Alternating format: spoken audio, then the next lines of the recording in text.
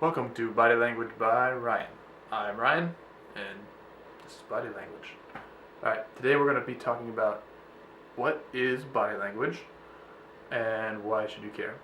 So, what is body language? If I were going to do a quick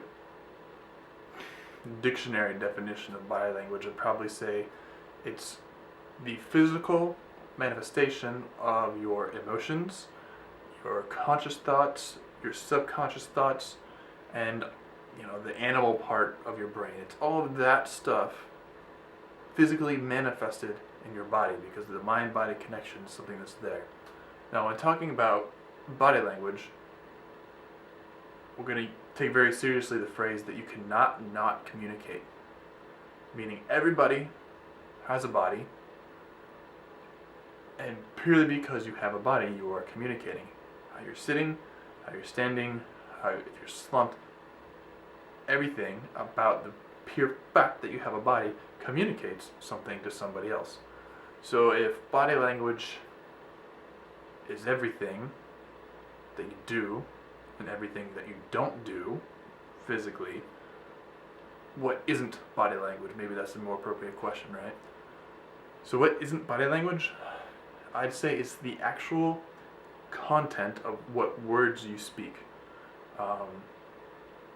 Like if you were to write down the individual words that you speak on a paper or computer, those words are verbal communication, and typically body language is referred to as nonverbal communication.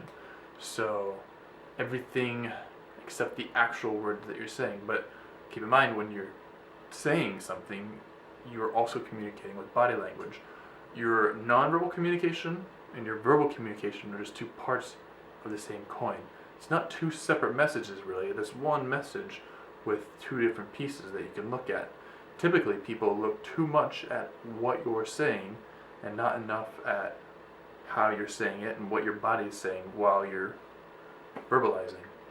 Now, on a subconscious level, you're going to do this. Everybody does.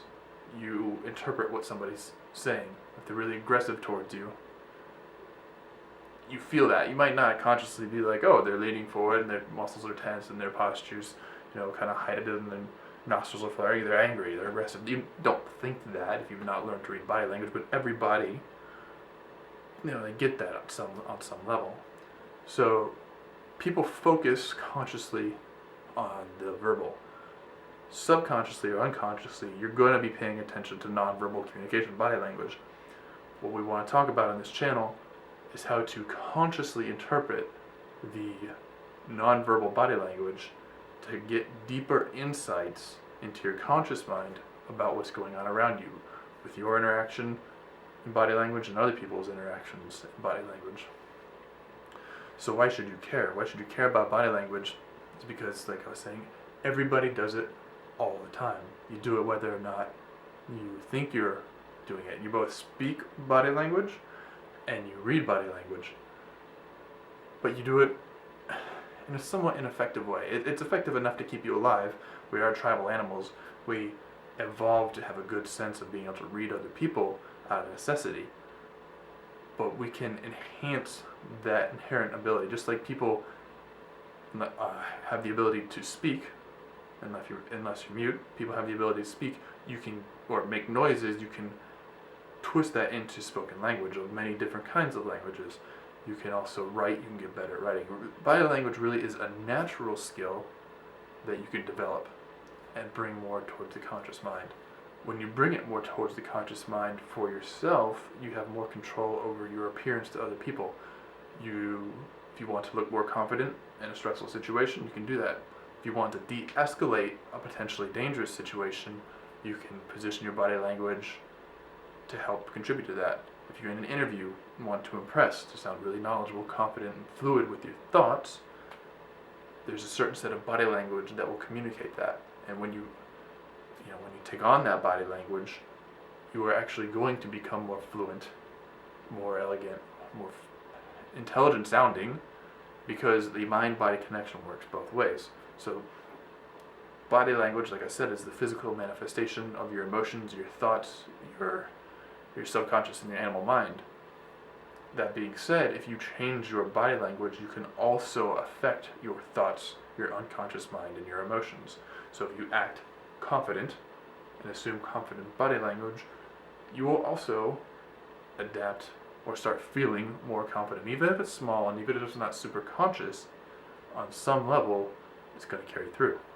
So that's how it affects you personally. How it affects how being able to read body language and honing that skill affects you and your interactions is that you can see at a deeper level what's going on in every interpersonal set of interpersonal communication. It's sort of like turning subtitles on a movie in a noisy room.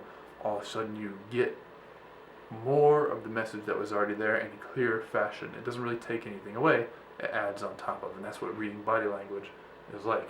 You can watch two people stand and talk and be able to see which one of them maybe wants out of the conversation but is being too polite to say so. One aspect of being able to read and speak body language that I find really interesting is that when you speak, when you're doing verbal communication, for verbal communication to make sense, you need sort of a stream of it. If you just take a single sound, sure, that's information, but you really need multiple sounds blurred together and put into a pattern, aka like a sentence, to really make something super meaningful out of verbal communication. But non-verbal communication can be just a snapshot. If you take a picture of somebody, you might not hear any of the words that were being said when that picture was taken, but you can read the body language of the individuals in that picture towards the camera and towards each other and get more of the sub-meta message there. Now, the same is true with body language as with verbal communication. The more you see it play out, the more information you get. But I would say on the whole, non-verbal communication offers more at a glance than verbal communication ever could. And that's what makes it so much more powerful. So that's it for today, as an overview of what body language is and really what it isn't. In future videos, I'm going to be talking about the specifics of different aspects of reading and speaking body language. Please subscribe to the channel if you're curious to come back and see and learn more specifically the skill set of being able to read and speak body language. That's all for today. I'll see you guys in the next video.